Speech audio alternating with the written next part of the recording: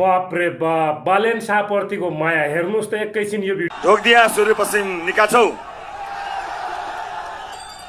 उपस्थित सम्पूर्ण आमा बुवा दाजुभाइ दिदीबहिनीहरूलाई एकमुष्ट रूपमा जय घण्टी।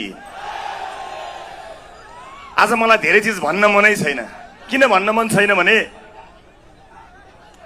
यहाँ उपस्थित सबैजनाको आँखामा, यहाँ उपस्थित सबैजनाको मनमा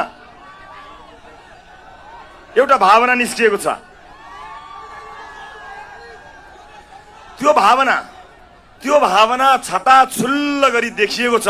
मतपत्रमा छाप लगाउने त 21 गते हो, तर मनपत्रमा छाप लागिसकेको छ। मैले भन्नुपर्ने कुराहरू धेरै छैनन्, थोरै छन्। त्यसकारणले थोरै कुराहरूलाई म निरन्तर भन्दै आइरहेको छु। हरेक चोक चौतारोमा भन्दै आएको छु। तिनै कुराहरूलाई अगाडि बढाउँछु। जनताको अधिकारलाई, जनताको मुद्दालाई, सुदूरपश्चिमको मुद्दालाई, सुदूरपश्चिमको अधिकारलाई माग बनाएर वर्षौंसम्म अल्झाउने काम अब बन्द गर्नुपर्छ।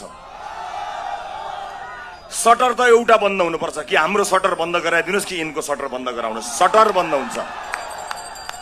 कुशासनको सटर बन्द गर्ने हो, बेथितीको सटर बन्द गर्ने हो, बेरोजगारी अशिक्षा सबै सटर बन्द गर्ने हो। एकै पटक 21 गते इतिहास लेख्ने हो, भोट हाल्ने होइन।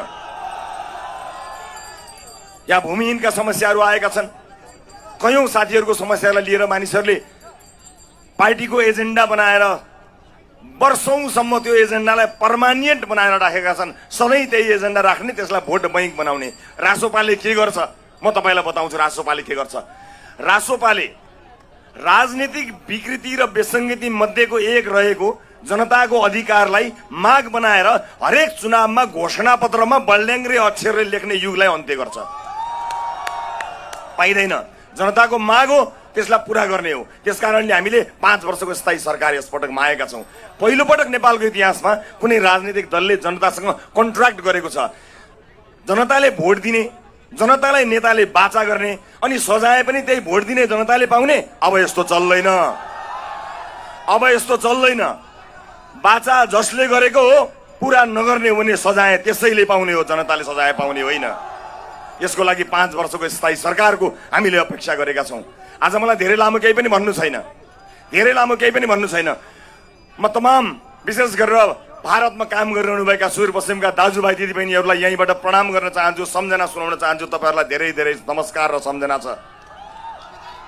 मलाई थाहा छ परदेशको भूमिमा सजिलो छैन। कामको चापाचाप छ, परिवार पाल्न